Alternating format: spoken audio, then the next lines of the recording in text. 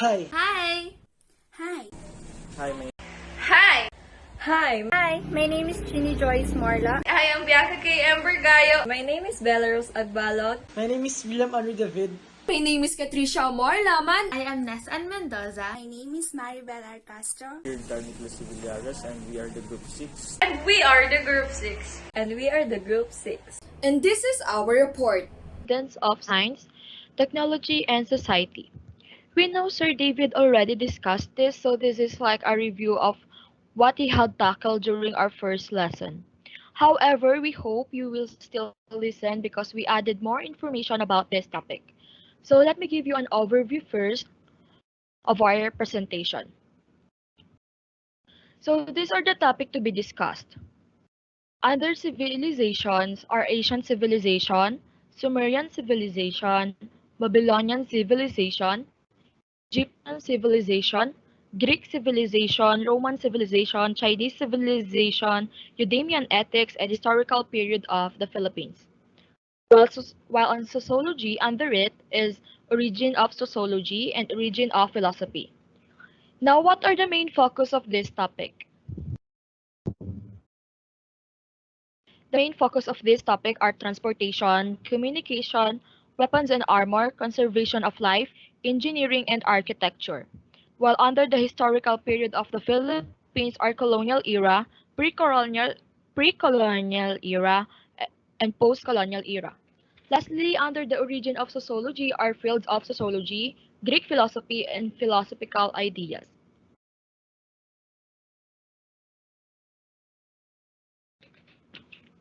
These are the objectives of our presentation. Identify invention and discoveries that have changed the world over history and discuss the scientific technological developments in the Philippines. Lastly, to show how colonization affects the science and technology of the Philippines.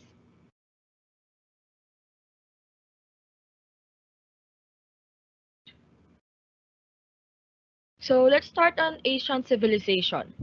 Asian civilization, the people during this time strived harder to improve their quality of life. Most of the people who lived in this era are called hunters and gatherers. So, para makakain sila, they hunt animals and they also search for edible plants from forest.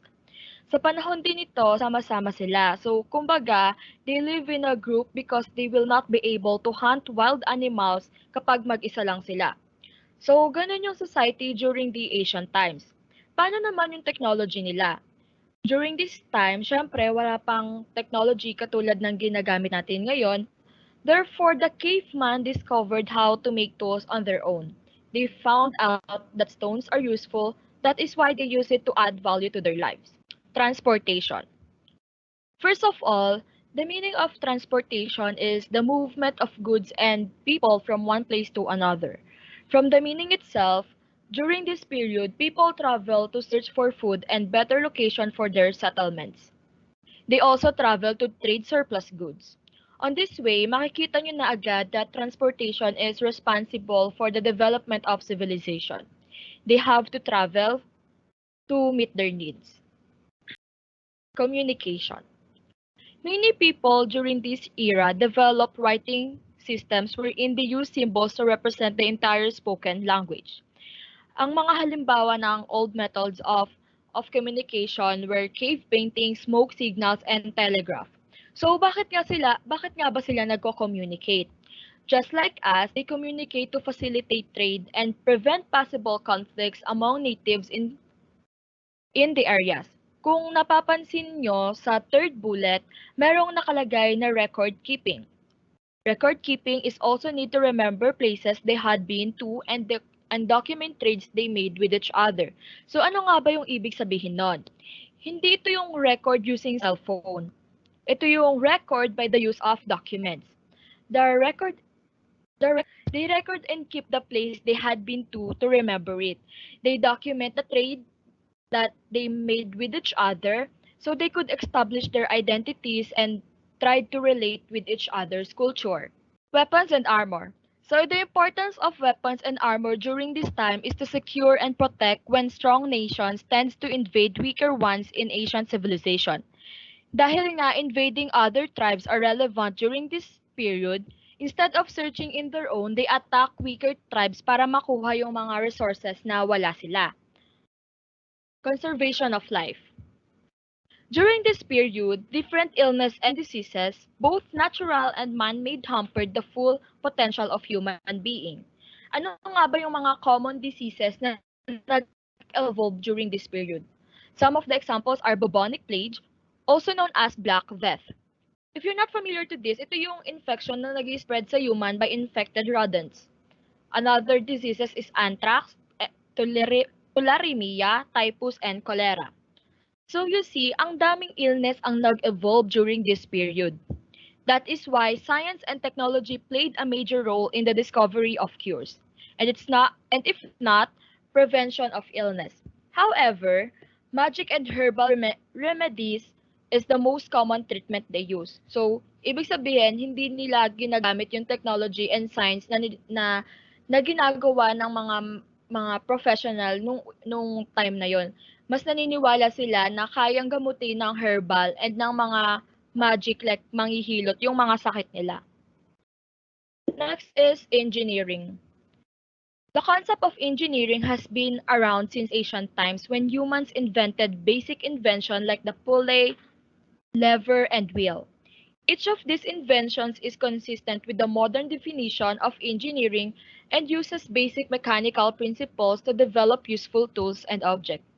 So the engineering during the ancient times are not just to have a quality of life like paano sila mabubuhay, ganon. It also has a goal to protect human from attackers and natural disaster. Architecture. Architecture started around 10,000 before Christ, where people stopped living in the caves and started to handling the way they want their house. This is a sign of technological advancement of particular civilization. Naging status symbol ang architecture. For example, kung maganda ang structure mo, it means that you have an advanced technology and vice versa.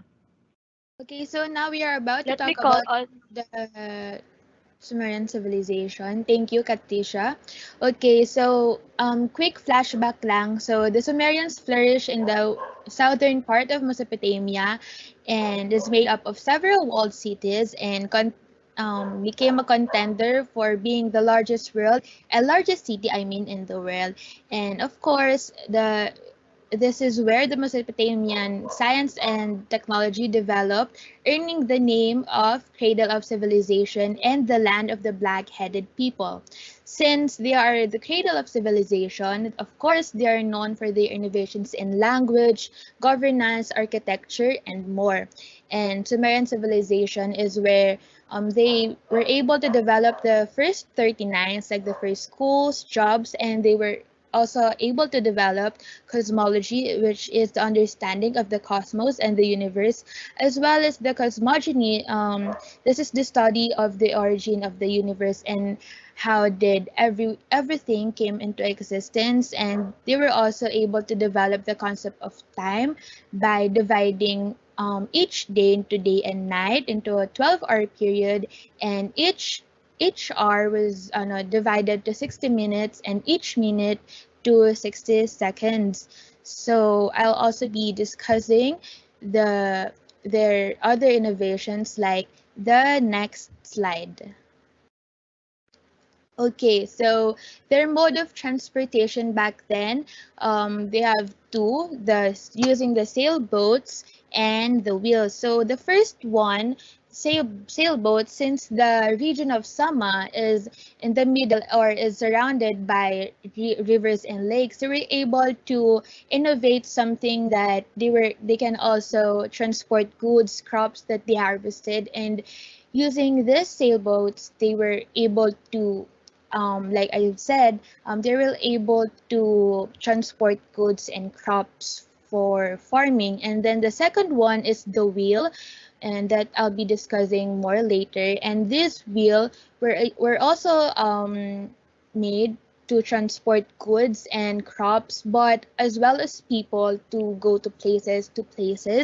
And the wheels becoming chariots, able to pulled by donkeys, used for combats and wars, and they were not able to use horses since horses were super expensive that time and they were not able to risk that expensive since they're just going to probably die.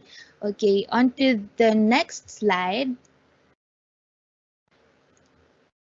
which is their way of communication. And the way of their communication is using the cuneiform, which is the first writing system developed. And this writing system is the most important way of writing and is used for long distance communication, for trade as well as for documenting history. And the code of Urnamu, which is a tablet composed of laws that is about laws about the crime, then next is the punishment. It is a writing system that utilizes words and pictures and uses triangular symbols that is carved on a clay that is called tablets. And this is where they also document the recipes, the medicines, and the religions, and the sum of their everyday life back then. On to the next slide, which is the weapon and armor.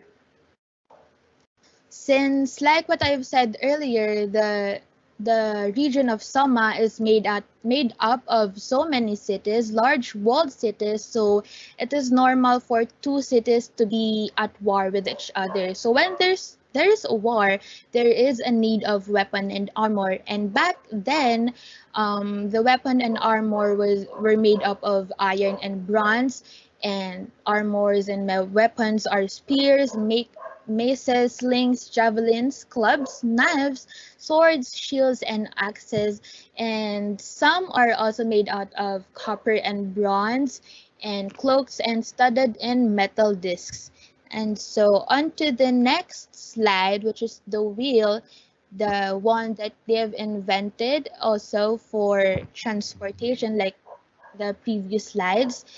This wheel wasn't originally made for transportation, but is made to transport goods for transporting the harvested crops. And so nalaman nila na hindi lang pala pang-transport ng goods ang gamit nito. They eventually evolved and nalaman din nila, ay, pag ginawa natin to, pwede rin palang mga tao yung matransport natin, like, with the use of chariots then. And di ba, pinupul siya by donkeys and horses. And since dahil dito sa wheel, they were able to mill grains with less effort and in less time as well. Oh, so for their engineering naman, since they are known for their well engineering, so they are considered as one of the most beneficial engineering since they were able to come up with a water irrigation since surrounded nga siya by lakes and rivers. So yung irrigation na yon helped them when it comes to farming and traveling through sailboats. And of course, they also were able to control the flooding of the river and Sumerians to enjoy the year-long farming and harvesting, which increased their food production and increased their trade to other cities pa.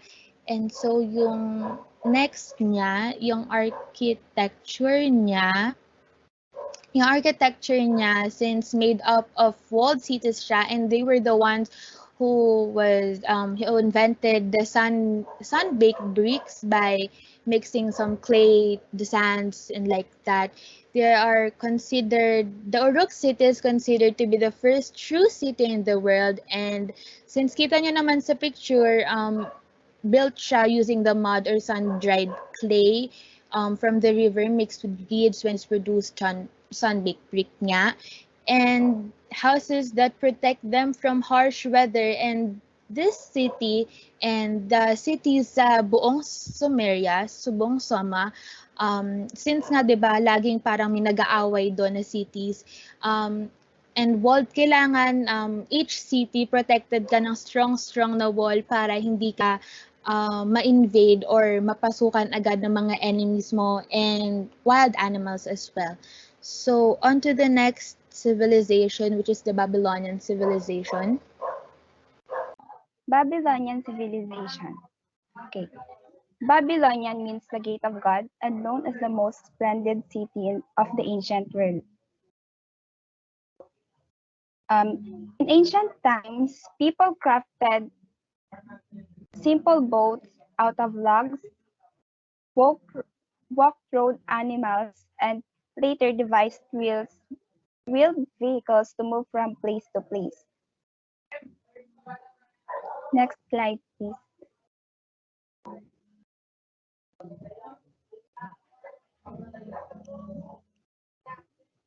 They used existing waterways or simple roads for transportation. Over time, people built more complex means of transportation. They learned how to harness various sources of power, such as wind, steam, and combustion, to move barges, ships, trains, automobiles, and airplanes. These new means of transportation required people to change their environments by building transportation infrastructure. So, sa transportation nila, they crafted boats out of logs, walked road animals, and later devised wheeled vehicles to move from place to place po. Okay. While to their communication and writing, like the Sumerians, the people of Babylon used cuneiform writing. They used more than 350 signs in their writing. People in Babylon used to write on soft clay tablets by pen made of bone and bamboo. Then they baked tablets on sunshine and kept on one after another. During the reign of Hammurabi, the famous emperor of Babylon, education spread in the loop and corner of that land. Temples were used as schools. Boys were taught reading and writing and arithmetic, while the girls were trained in dance and music. Onto their weapons and or armor, the ancient Babylonians used sharpened weapons such as sickle, swords, socketed axes, spears, and the Egyptians derived bladed mace, as well as the clubs and staff and projectiles flung from war slings. The Babylonian were a Bronze Age people, so the bladed weapons they used were made out of a softer metal than later civilizations' iron and steel. This made them less effective in battle than iron and iron alloy-based weapons. Um, as iron is harder and harder blades can take a sharper point. In their conservation of life,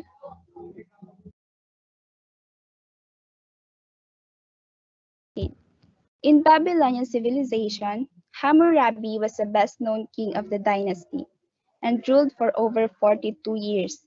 He sets up limits for minimum prices and minimum wages, gave his kingdom a fair system of taxation, introduced language reforms, gave rights to the slaves with the help of rich people so they could own property and conduct business, borrow money, and even buy their freedom.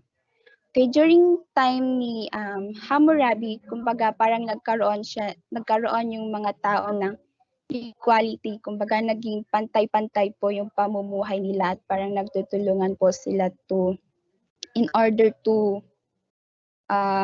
live po and survive po nung time nila. The Babylonians were Semitic race who absorbed the culture of the original Sumerian inhabitants. Babylonians were also agriculturists and greatly improved upon the farming methods pioneered by the Sumerians. Like of timber, stone, metal made trade necessary. Trade and commerce flourished. Trade was mostly through barter system in order to exchange of goods. Skilled artisans like carpenters, blacksmiths, goldsmiths, weavers, potters, and Metal workers were encouraged and they made a good progress in their respective profession. Also, Hammurabi compiled the first law codes in history, the Code of Hammurabi. Its main principle was that the strong shall not injure the weak. The punishment was based on the principle an eye for an eye and a tooth for a tooth. And in the engineering,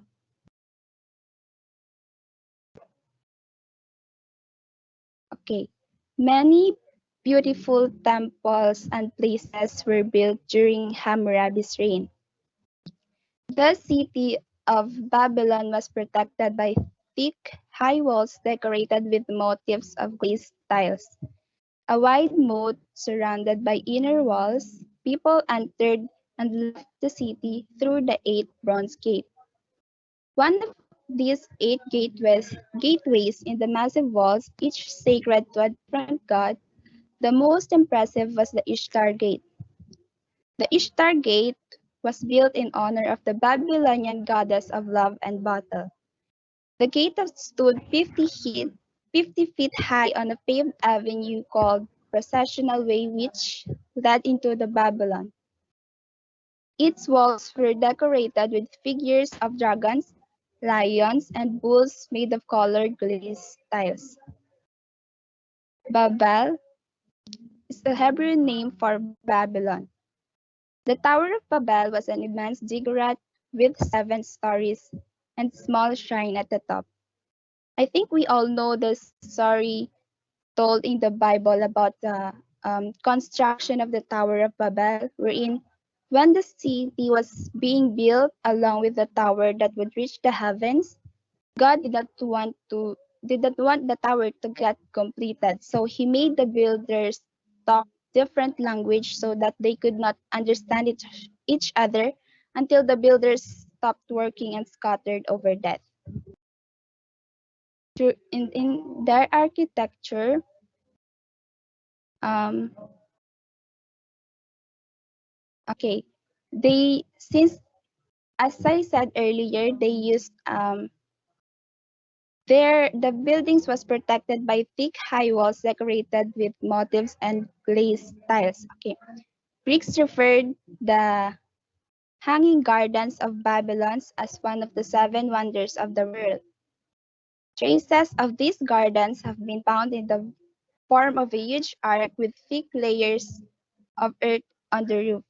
The name Hanging Gardens is derived from a fact that these gardens were a huge step pyramid, its ledges covered with earth and planted flowers and trees. Since sa name pa lang alam na natin kung parang may imagine na natin yung itsura ng hanging gardens. Sabi dito, may mga plants and trees na tinanim sa gilid nito para makover yung ledges nung building po.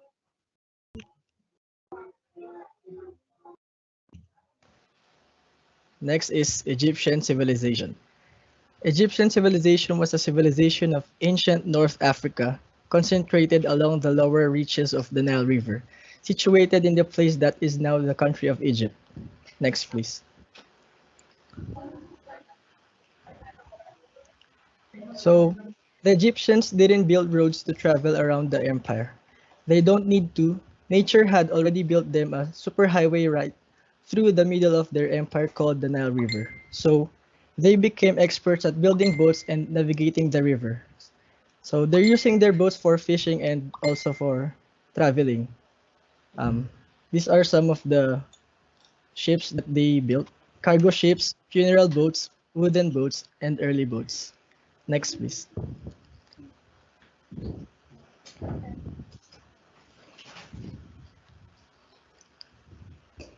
For communication, as a complex of historical society, ancient Egypt made extensive use of writing, and the written record has played a central role in the modern reconstruction of Egyptian civilization. These are some of the communication: papyrus, hieratic, Coptic, hieroglyphs, demotic, and Moriotic. Next, please. Weapons and armor. The Egyptian military became one of the ancient world's greatest fighting forces during the New Kingdom period. For much of its early history, Egypt relied on simple stone maces, wooden tipped spears, axes, and bows and arrows to fight off neighboring Nubian and Libyan tribesmen. Next, please.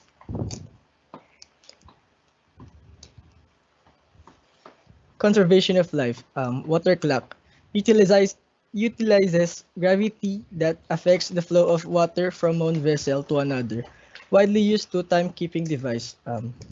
This is where they can determine the time. Next, please.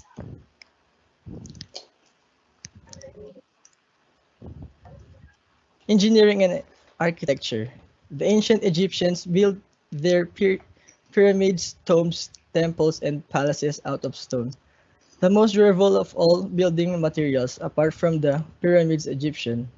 Buildings were decorated with painting, carved stone images, hieroglyphs, and three-dimensional statues. These are some of their architecture and engineering. Temples, palaces, pyramids, and tombs. That's all. Thank you. I will be discussing during ancient Greek. It was located in southeastern Europe. Greece is defined by a series of mountains and surrounded on all sides except the north by water. Next.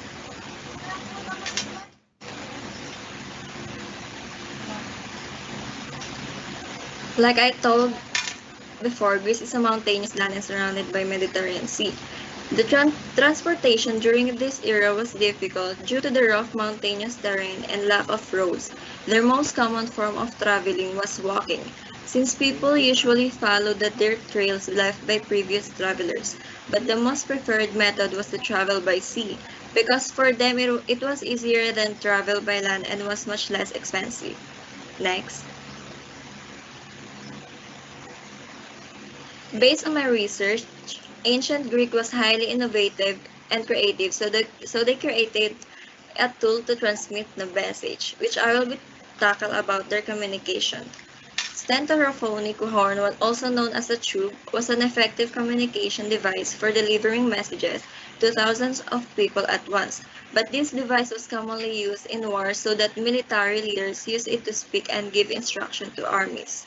They communicate through light signals across the sky. This was called victories. They would use the fire and smoke from their torches when they needed to send quick and urgent messages. Ancient Greeks influenced our modern day literature. Did you know that Greeks were the first Europeans who established an alphabet in which developed in today's modern languages? To communicate to their gods, they would pray, give a sacrifice, and perform in theater or create festivals, such as Olympic Games, to avoid angering their gods. Next.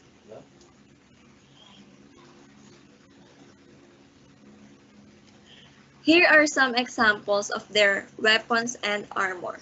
First is their armor known as hoplite. Thus, soldiers wearing armor called hoplites, they carried a large shields and long spears, which is dari. Dari is a 6 to 8 feet long with long shaft and pointed tip used for thrusting or throwing. The hoplites fought in a battle formation called phalanx, so that soldiers can protect themselves from the arrows and attacks of the enemy. They would stand side by side, overlapping their shields to make a wall of protection. The army of Sparta were the most famous and fiercest warriors of ancient Greece. Scyphos is a short sword used as a backup weapon if their spear broke or was taken away by the enemy. Next.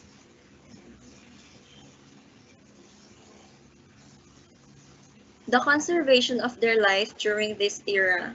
One of these was the water mill. It is considered one of the most important contributions of the Greek civilization. Commonly used in agricultural process like milling of grains, allows mass production of rice, cereal, and flours. Water mill was originated in the 3rd century BC. It is a machine for converting the energy of flowing water into useful forms of power. Through this device, people are enabled to grind grains, to produce edible foods like beaten rice, cereals, and flours. Next.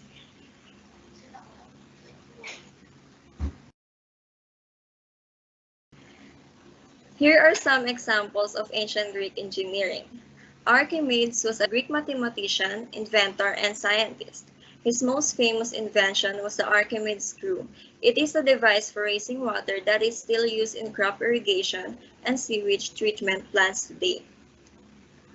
Next is Hero of Alexandria, was a Greek mathematician and engineer. His most famous invention was his alipile. It is a device that shows how to unlock the power of steam. Next. Architecture during ancient Greek.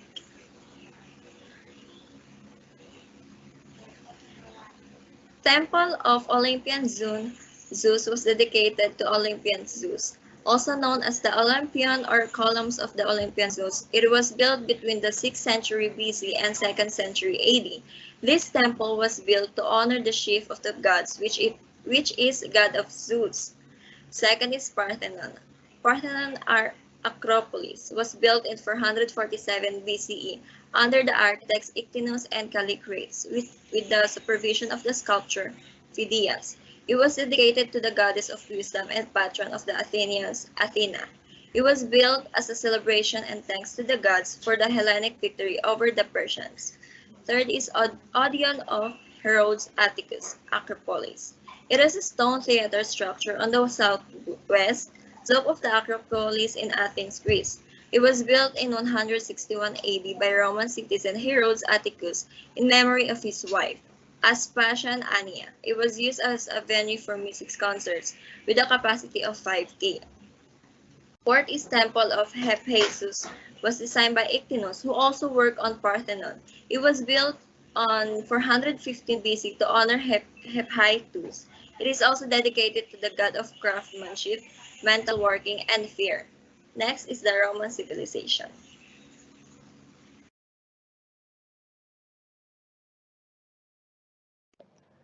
Hi guys, I'm responsible for Roman civilization and we will topic about the history of Roman civilization in the 8th century BC until fall of the Western Empire. Next please.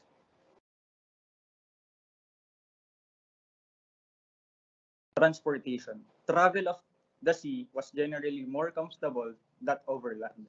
Road travel was either on foot or in springles, carriages, carts, or chariots that bounce and bump over every cobblestone. Traveling in the sea much better as traveling in roads. Trips are smooth and the ambience is good because you're at the middle of the ocean. Romans use their animals, especially horses, to move different places with their carriages. Most of the time, using ng mga horsemen for war is chariots. Yun yung may kabayo na parang kalesa na walang bubong. But sometimes naglalakad lang sila. Using rin nila is carriages. Karaniwan na ginagamit ng mga wealthy Romans and ginagamit for transportation. And syempre gumagamit rin sila ng barko for long travel and mas nakaka-accommodate ng mga madaming tao. Next please.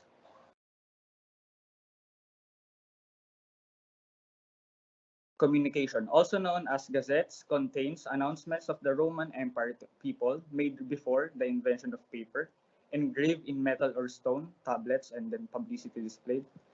Sort of daily government gazette containing authorized narrative of noteworthy events at Rome. Newspaper recorded minutes of official business and of political events. Next, please. Weapons and armor. A wide array of weapons were used by Roman soldiers. This became especially true after the adultery was introduced. Creating a sword is meticulous and hard. It requires the passion and the strength of the creator. Steel is needed for you to create a sword. It is complex and hard to make. Other weapons is javelin, commonly used by Roman army in ancient times. Javelin is 7 foot long and for sure it can kill someone, and the spear widely used by throughout Italy as the primary weapon of the most armies. Next please. For wealthy Romans, life was good. They lived in beautiful houses, often of the hills outside. Lived in beautiful house, often the hills outside Rome. Away from the noise and the smell, they enjoyed an extravagant lifestyle with luxurious furnishings, surrounded by servants and slaves to cater to their every desire. Unlike normal Roman citizens, the wealthy ones are at peace with their lives. They are served with such an expensive life with stuffs, lifestyle, and etc. With the power of money and wealth, Romans can control their own life and how to run it. Unlike with the normal citizens, they have the power to themselves because of their wealth. Next, please. Engineering. Landscapes, infrastructures, name it. Romans has a great passion for their land works. The engineering skills back then were at a high level. Through the years, the said landscapes and buildings were innovated with such numbers of ideas through Roman engineers. Renovation of bridges, buildings, roads, and many others were prominent because of Roman engineers. Non-stop ideas on how to improve and preserve the infrastructures. Before kasi mas lumalabas yung skilled ng mga tao kasi nga hindi pa uso yung mga gamit na nagawa natin ngayon. So, more on skills yung ginagamit nila para makabuild ng mga infrastructures. Next, please. Architecture, one of the most visual contribution of the ancient Roman Empire, considered as contribution of Greek architecture, aside from aesthetics, structures are durable. One of the best architectures sa Rome is the Colosseum from Rome, Pantheon, one of the best preserved monuments of ancient Rome. Next, please. Chinese civilization. Daily life in ancient China changed over the centuries, but it reflected the values of the presence of the gods and one's ancestor in almost all ages. Chinese culture is one of the oldest in the world today. The Chinese developed a society based on respect for the spirits of the land, their own ancestors, gods, and other people. Naniniwala ang mga Asian Chinese na ang mundo daw ay pinamumunuan ng mga espiritu at ng mga deities. Kaya naman ang mga tao daw ay dapat well-mannered or well-behaved dahil para bang nasa tabi lang nila yung mga espiritu at all times. China has three religion, Taoism, Confucianism, and Buddhism. However, we will just focus on transportation, gunpowder, conservation of life, and their architecture and engineering. Transportation. Ancient China transportation relied heavily on the wheel and water. Ancient China transportation required several new inventions to help make transportation easier. Some of the main types of ancient Chinese transport were boats, rickshaws, carts, chariots, and wagons pulled by horses, oxen, camels, yak, mules, donkeys, and people. Most people in ancient China travel on foot or on horses. Pero kung mayaman ka naman, you could travel in cart pulled by oxen or mules.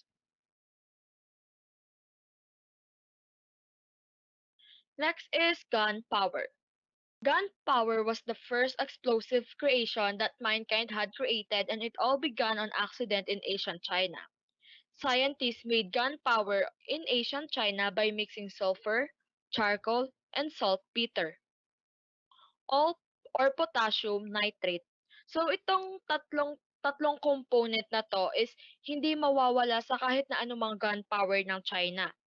Yung mga gunpowder na ginagawa nila is hindi lang para makipagdigmaan, kundi pati na rin ipagdiwang yung Chinese New Year. So, 'di ba kapag sa atin sa Pinas kapag December 25 to 29, hindi naman tayo bumibili ng paputok para isabog sa mukha ng kaaway natin, 'di ba? Bumibili tayo to celebrate. So, ganun din sila. Pero ginagamit din nila 'yan to sa pakikipagdigmaan. Only if it needs to. Next is conservation of life. Life in China is hard. Farmers are poor, educations are limited, and women are being abused. Majority of the people in China were peasant, pero nirerespeto pa rin nila kasi they are the one who provides food for the rest of Chinese. Meron dalawang pinaka-popular na invention ang China, tea and silk. Among the two, tea is the most popular product they discovered. According to legend, ang tea daw is na-discover by Chinese Emperor Shen noong 2737 before Christ when a leaf fell into the boiling water of Emperor. So, aksidente lang pala yung na-discover kung kailan may nahulog na dahon dun sa boiling water niya. Tea in China was originally consumed for its medical properties. Nilalagay nila yung dahon ng tsaa to nutrients and to remove poison. Now, silk. Silk fabric was invented in ancient China and played an important role in their culture and economy for thousands of years. Some of the farmers are weaver some of the farmers and weavers use silk as their source of income. So dahil nga popular siya, ginawa itong business ng mga Chinese people.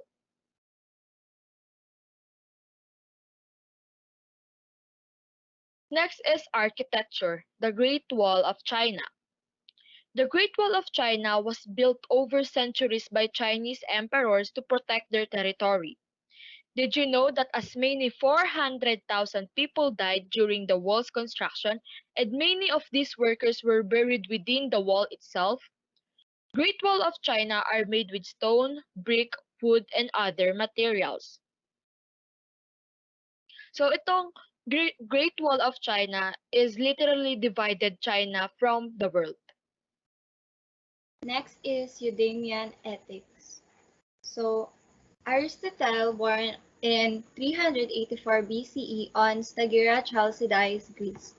He died in 322 on Chalcis. He was an ancient Greek philosopher and scientist, one of the most greatest intellectual figures of Western history. Next, next slide.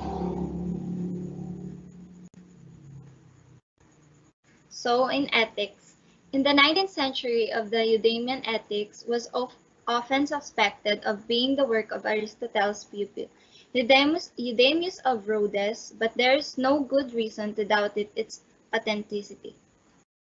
Interestingly, the Nicomachean Ethics and the Eudemian Ethics have three books in common. These are the books 5, 6, and 7 of the former are the same as books 4, 5, and the 6 of the latter. Although the question has been disputed for centuries, and it is most likely that the original home of the common books was the Eudemian Ethics. It is also probable that Aristotle used this work for a course on ethics that he taught at the Lyceum. During his mature period, the Magna Moralia probably consists of notes that taken by unknown student of such a course. Next slide, please. So, happiness. The term that Aristotle uses to designate the highest human good.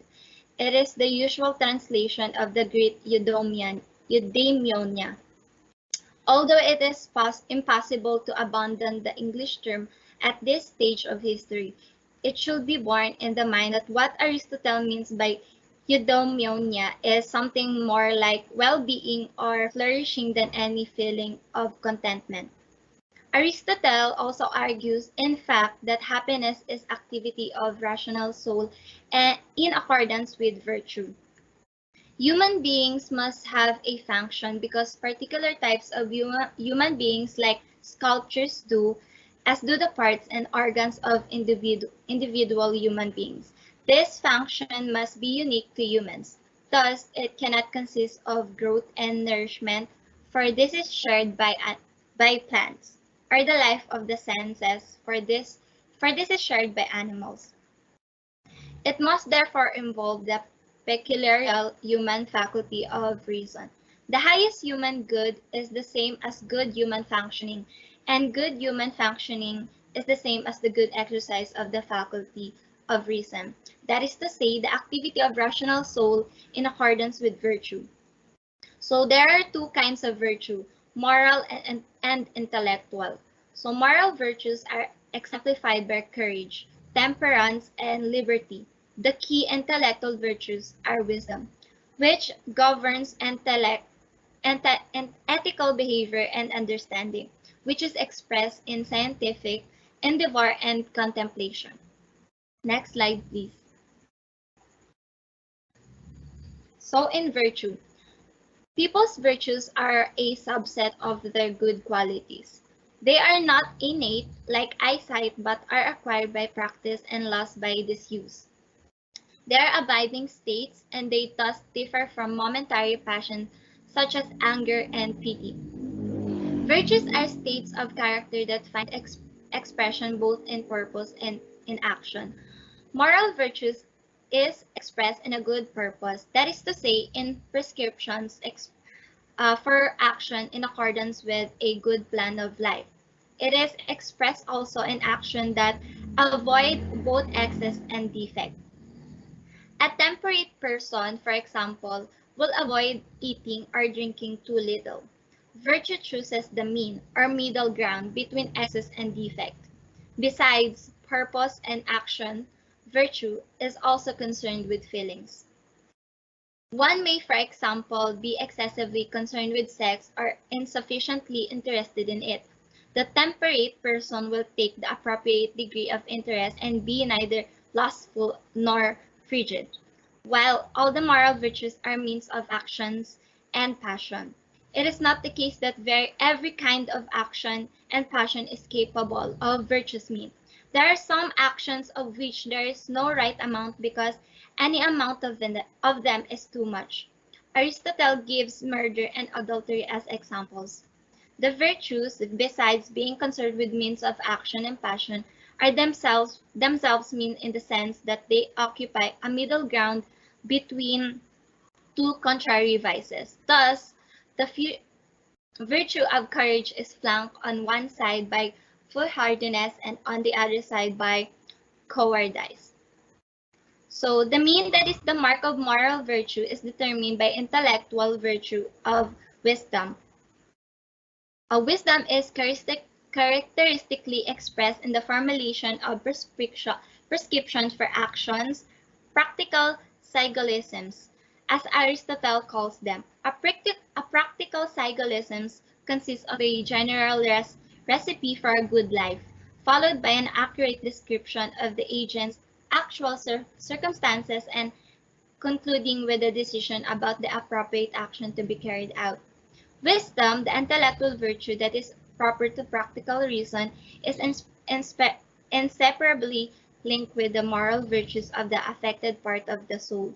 Only if an agent possesses moral virtue will be endorsed an appropriate recipe for a good life.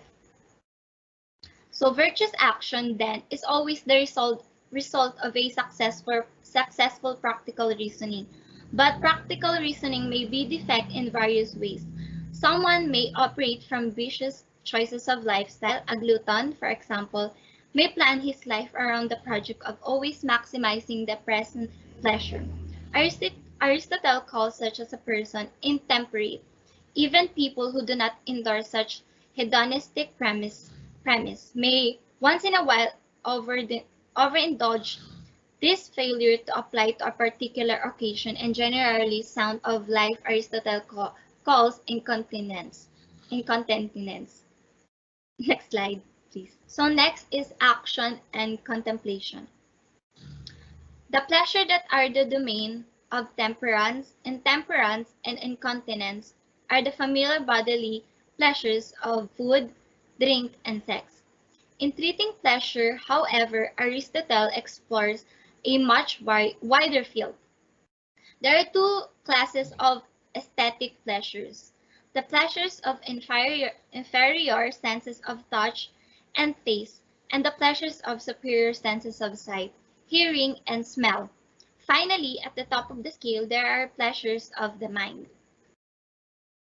Plato had posed the question of whether the best life is consists of pursuit of pleasure or the existence of intellectual virtues. Aristotle answers that properly understood, the two are not in competition with each other. The exercise of the highest form of virtue is the very same thing as the truest form of pleasure. Each is identical with the other with happiness. The highest virtues are the intellectual ones, and among them Aristotle distinguished between wisdom and understanding. To the question of whether happiness is to be identified with the pleasure of wisdom or with the pleasure of understanding, Aristotle gives different answers in his main ethical theories. In the Nicomachean Ethics, perfect happiness, though it presupposes the moral virtues, is constituted solely by the activity of philosophical contemplation, whereas in the Eudemian Ethics, it consists in the harmonious exercise of all the virtues, intellectual and moral. The Eudemian ideal of happiness, given the role it assigns to contemplation, to the moral virtues, and to pleasure, can claim to combine the features of traditional three lives: the life of the philosopher, the life of politician, and the life of the pleasure seeker. The happy person will value contemplation above all, but part of his happy will consist in the exercise of the moral virtues and the political sphere, and the enjoyment and moderation of the natural human pleasures of body as well as the soul. But even in the Eudemian ethics, it is the service and contemplation of God that sets the standard for the appropriate exercise of the moral virtues. And in the Nicomachean Ethics, this contemplation is described as the superhuman activity of the divine part of human nature.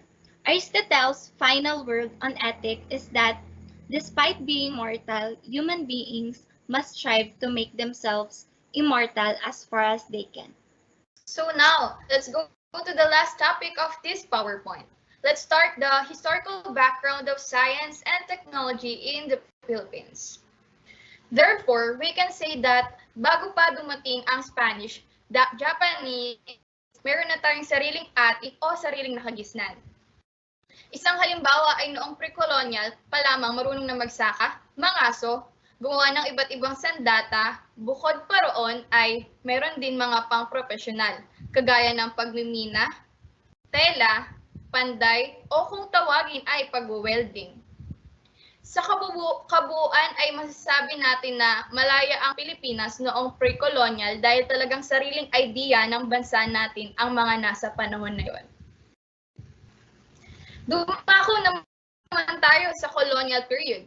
Dito na nagsimula ang pagdating ng Spaniards. Ang mga dingding, kalsada, tulay at iba pang malalaking infrastruktura ay itinayo gamit ang mga kasanayan sa engineering at kagamitan na dinala ng mga Espanyol. At ang mga Amerikano naman ay may higit na naka-impluwensya ng at teknolohiya. At ito yung mga nasa bullet forms dito sa slide, yung mga na-impluwensya ng Amerika. Talaga nga namang malaki ang naitulong din ng mga banyaga sa ating bansa. Ngunit ganun pa man, maraming ring negatibo mula sa kanilang pagdating. Dahil kung titignan natin ay mayroon din silang tinake advantage sa ating bansa. Kagaya na lamang ng pagbanggit ko kanina, ang Amerika ay malaki ang ambag pagdating sa agham at teknolohiya. O kung tawagin natin ay ang science and technology. Ito yung naiambag ng Amerika, Pag-asa, BUST, NRCP. Tumagal din ang kolonisasyon ng Amerika ng halos 48 years. Pagkatapos kong maibahagi ang iba't ibang ambag, pang-agham at teknolohiya ng dalawang bansa, ipapakilala ko naman ng ilan sa inyo ang sariling imbensyon ng ating kapwa Pilipino. Unang-una ay sisimulan ko kila Dominic Enchung at Lamberto Armada para sa H2O Technologies at para naman sa disenyo ay si Vicor o Atoy Lave, Isang pangunahing kadahilanan na itinayo ni Atoy ang salamander upang ipakita sa mundo na kaya ng Pilipino. Makikita sa litrato na kayang tumawid sa dagat o ilog o hindi lang basta baha nitong salamander. Sumunod naman ay ang invention ni Isa Mijeno. Alam kong sikat ito sa online selling sa social media natin ngayon dahil mayroon daw itong mga benepisyo sa kalusugan at isa pa roon ay ligtas gamitin. At para sa kaalamanan ng lahat, ay mayroon ding isinagawa ang kagawaran ng agham at teknolohiya o Industrial Technology Development Institute na isang mosquito trap. Alam naman natin na dagsa ang lamok sa ating kapaligiran lalo na kung marurumi rito. Next slide please. Para sa huli nating pag-uusapan, ay sigurado kong halos isa sa atin ay nakararanas ng sumakay sa Egypt. Ayon sa artikulo na aking nabasa mula sa invention na ito, ginawa ito upang makabawas ng usok at ingay. Let's go to the second PowerPoint. Now is sociology. I will explain the definition and background of sociology. Society is a group of individuals involved in persistent social interactions or a large social group sharing the same geographical or social territory, typically subject to the same political authority and dominant cultural expectations. Society derived from the Latin word socius, which means a companion that a group of people living together under the same rules and regulations, who are also sharing cultural aspects such as language, norms of behavior, and profession of interest. We are part of a society that lives in a single country as a whole, just like you or as an individual who interacts and develops relationships with each other. Sociology is a scientific study of human social life, groups, and society. Sociology is derived from the Latin word societus, which means society, and the Greek word logos, which means study. Therefore, it is the study of society, which includes all of us, people. Sociology is important to study the society since it will help to analyze or find out the problem issues in the society. The goal of this is to learn how organizations influence people's behavior, how they are formed, and how they interact with one another. One of the reasons of this study is to observe the human social life because they are the one who form groups and interact with one another. Origin of sociology became the distinct discipline in the middle of 19th century. Next slide, please. During middle of 19th century, there are three types: industrial revolution, imperialism, and success of the natural science. First is industrial revolution. During this period, sociologists Weber, Marx, and Durkheim predicted that the Industrial Revolution would have distinct effects on both individuals and society. Karl Marx was a German who believed that the key to human history is class conflict, which he introduced that it is the one major perspective in sociology. Then Max Weber used cross-cultural historical materials in order to determine how extensively social groups affect people's orientations to life. Then Emile Durkheim was a French whose primary goal was getting sociology recognized as a separate academic discipline.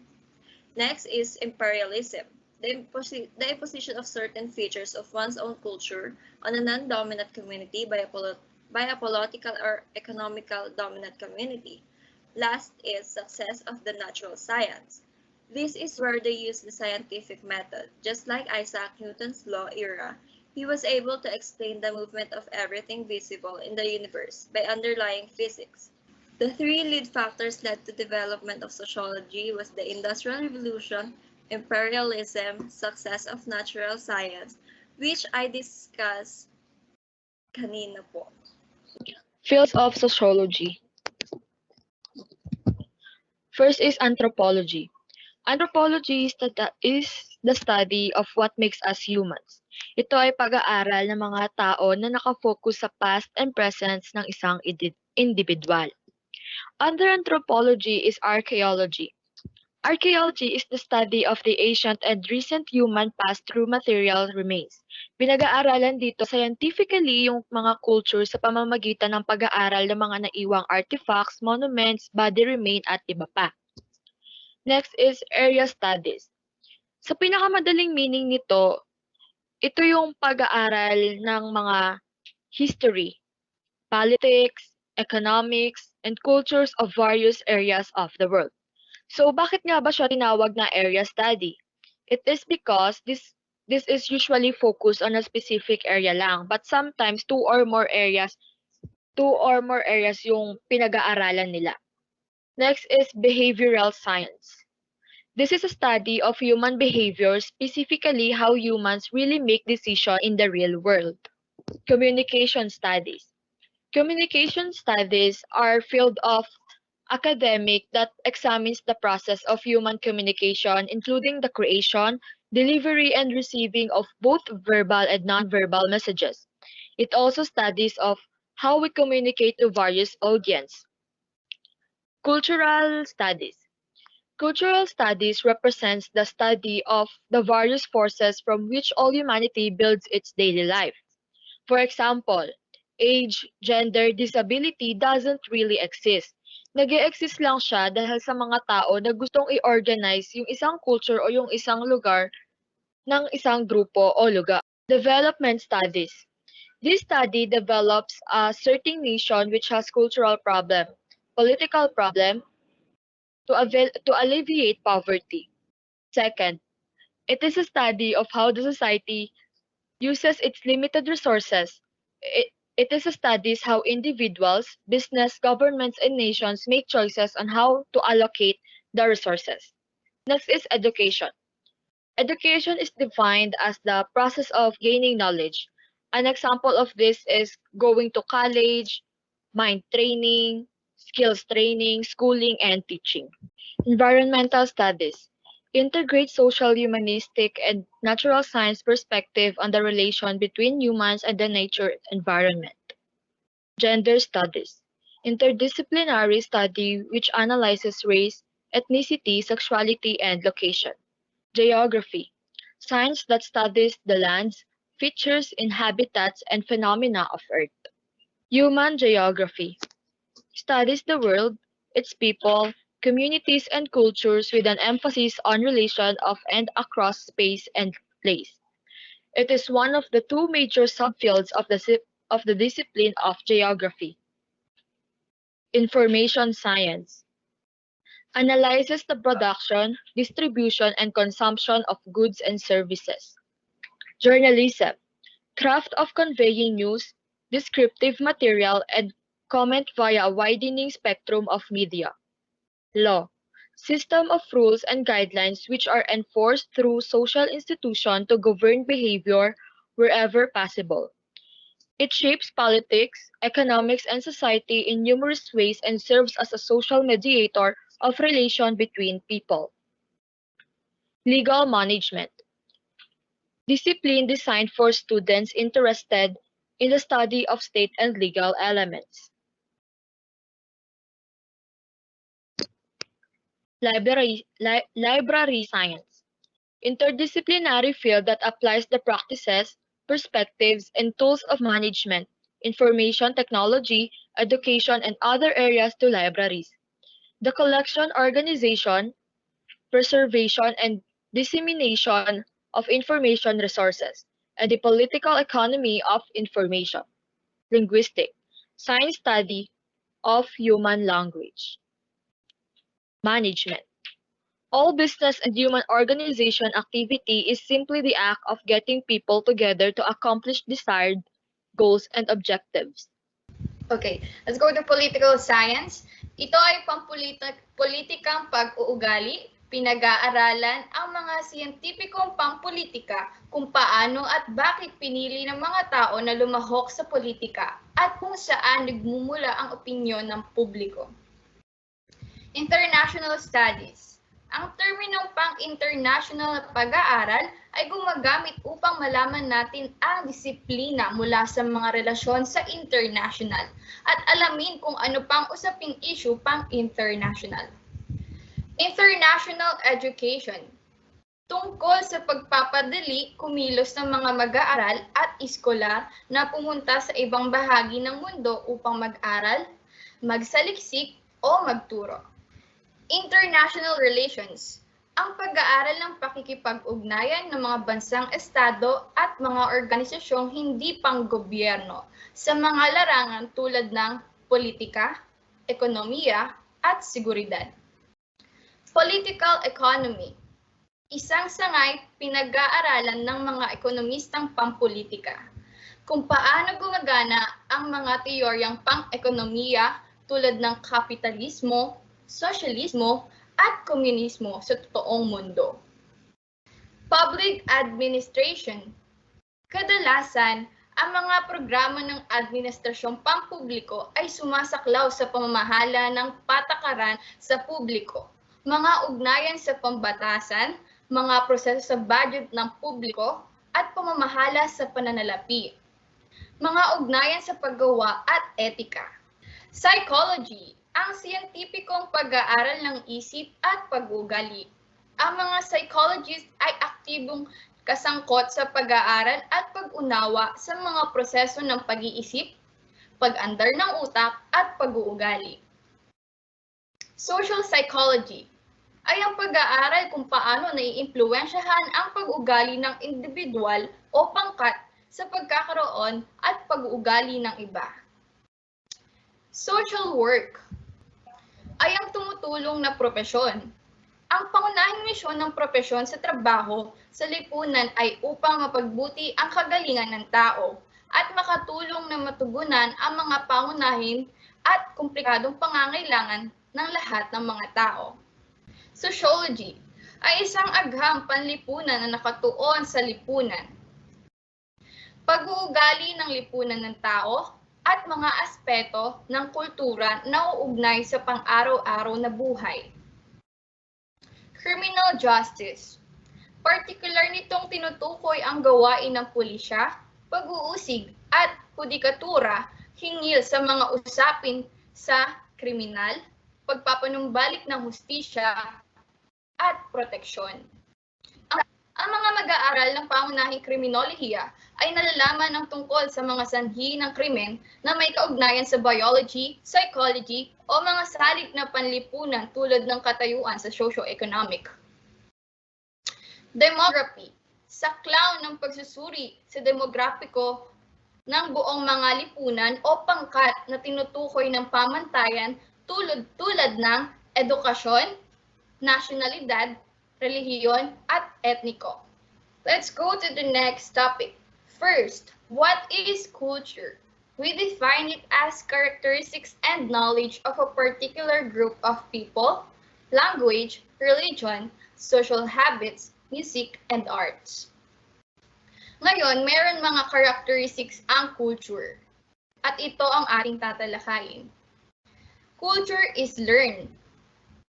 Nalaman natin ng kultura mula sa mga pamilya, kapantay, institusyon, at media.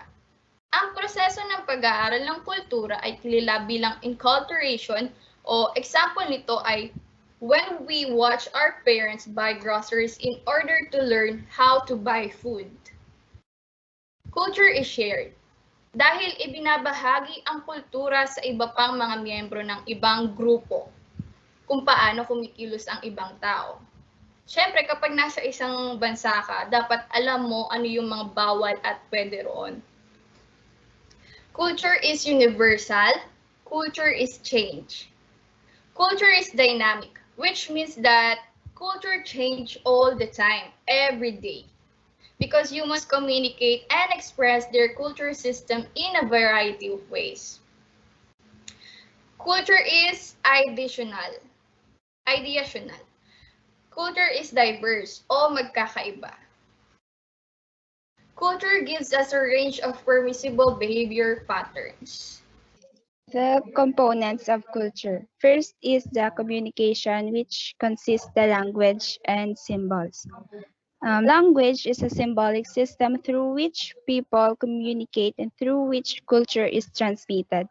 Some languages contain a system of symbols used for written communication, while others rely on spoken communication and nonverbal actions. Societies often share a single language, and many languages contain the same basic elements. An alphabet is a written system made of symbolic shapes that refer to spoken sound. Taken together, these symbols convey specific meanings. Symbols. We humans, consciously and subconsciously, are always striving to make sense of their surrounding world. Symbols such as gestures, signs, ob- objects, signals, and words help people understand that world. They provide clues to understand experiences by conveying recognizable meanings that are shared by societies. Kumbaga, di ba, whenever we're talking to other people, we consciously or unconsciously doing signs na mas nakakatulong para mas maintindihan ng kausap natin yung sinasabi natin. Next is cognitive, which consists ideas, knowledge, beliefs, values, accounts, or motives. Okay. Ideas are mental representations used to organize stimulus. They are basic units out of which knowledge is constructed and a word emerges. Knowledge is the storehouse where we accumulate present representations, informations, facts, assumptions, and etc. Beliefs and values. These perhaps the most crucial elements of culture we will discuss are these. Values are a culture's standards for discerning what is good and just in society. Values are deeply embedded and critical for transmitting and teaching a culture's belief. Beliefs are the tenets or convictions that people hold to be true. Individuals in a society have specific beliefs, but they also share collective values. Next is accounts. Accounts are how people use a common languages in order to explain, justify, rationalize, excuse, or legitimize our behavior to themselves and to others. Motives are another type of account, which are verbalization that they lay out the why of our behavior. Next is behavioral, which consists of norms, mores, laws, folkways, and rituals. Norms defines how to behave in accordance with what the society has defined as good, right, and important, and most members of the society adhere to them. Mores. They are customary behavior patterns or folkways which have taken on a moralistic value. Laws. Laws are the mores deemed to so vital to dominant interests that they become translated into legal formations that even non-members of society are required to obey. Folkways. These are behavior patterns of society which are organized and repetitive.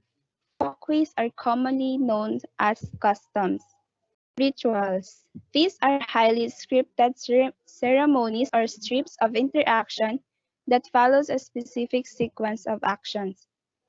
Last is the materials, art, which consist the artifacts and mantifacts. Artifacts are the objects that allows us to live, to feed, clothe, house, defend, transport, and amuse. While mantifacts are the ideas, beliefs, how a culture expresses itself, individual behavior, what is right and wrong, and what is accepted. Father of sociology, which is Auguste Comte, a French philosopher known as the founder of sociology and positivism. He has named the fathers of sociology because Comte gave the science of sociology its name and established the new subject in a systematic fashion.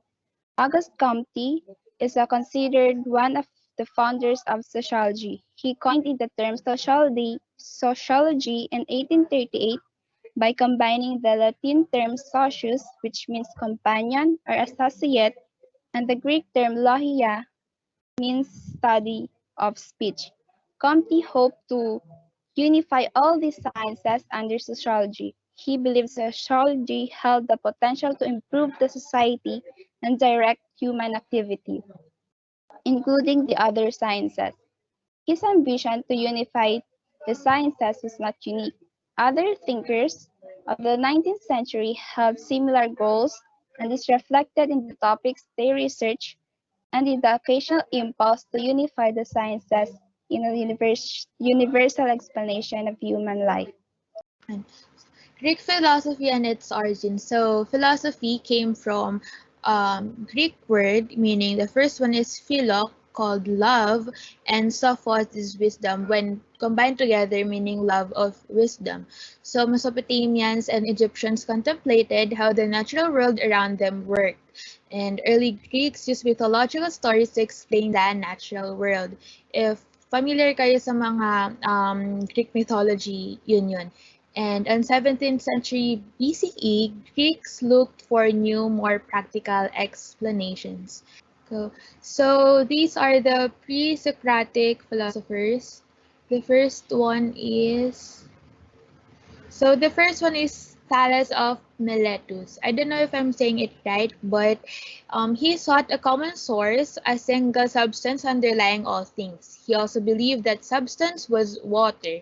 All things are water. And he also used rational evidence and careful observation rather than mythological accounts to explain the nature of the universe. The second philosopher is Anaximander of Miletus. Earth or a cylinder rests where it does because of its equidistance from everything. The stuffs of the world to come in opposites, either hot or cold, dry or wet, hard or soft, from a vast indefinite or infinite called ape iron, which is a mass of forces with no specific qualities. Okay. So Pythagoras, the ultimate stuff is not some material element like water or fire, and all things are numbers, and a correct description of reality must be expressed in terms of mathematical formulas. And he also stated that totality of reality can be explained by mathematical laws. So, next one is Empedocles. He is one of the first pluralists, or those who believe that there exist many realities or substances. And he also stated that reality must be completely full, or a plenum, without any gasps. All motion and changes take place within existing reality. Reality also consists of six basic components: four basic roots, which are earth, air, fire, and water, and two basic motions, which is love, that unites different things, and strife, that breaks things up into basic elements. So the next one is Anaxagoras. Nu is all-pervading mind which imposes an intelligible pattern in an otherwise unintelligible universe. Nous affects things without being in them. Things are also composed of tiny bits or seeds that we cannot see individually, only combined in sufficient quantity. The atomists, Lysippus of Miletus and Democritus of Abdera.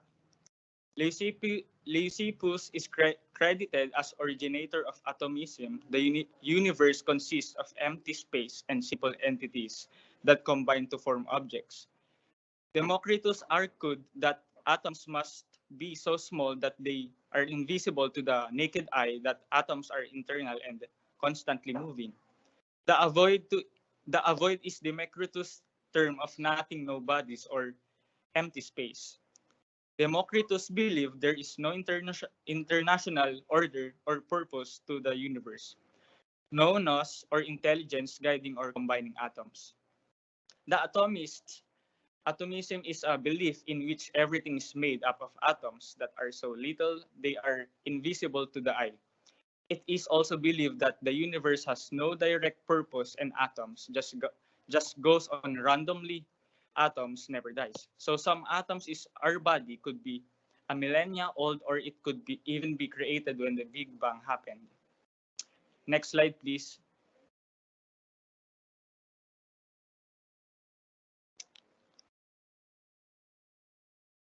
Heraclitus of Ephesus. Logos is the rule according to things. Everything is always changing. Distinguish between appearance and reality in a way that contracted apparent. Heraclitus of Ephesus. Logos is a divine reason implicit by the cosmos that gives meaning and accordance to things. Heraclitus believed that people should be living together, living their life dreaming with false view of the world. He also believes that opposites has correlation with each other, like good and evil or health, and disease both coexist to give meaning to each other.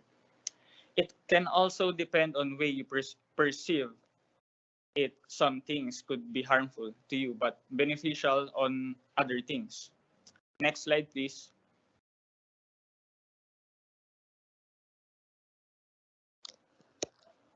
Parmenides of Elea transformed philosophers' interest in cosmology. What is being can be conceived of and expressed, and what is not. Parmenides of Elea. Parmenides is the founder of ontology that studies concepts of existence, being, becoming, and reality. He's described reality in two views: the way of truth. This reality explains that reality is only one, which cannot be changed, and existence is uniform and has a direct purpose. The way of opinion, this reality is when one perceives the universe on their own observation that leads to false and deceitful perception. Zeno is a disciple of Parmenides. He wrote a series of famous paradoxes proving that motion is impossible. Is motion really impossible? And are all things one, and thus are motion and change simply illusions? Next, please. So there are two philosophical ideas that Greeks gave to Western civilization. The first one is rationality, meaning reason through two conclusions rather than simply yielding to tradition and pagan religion. The second one is by observation.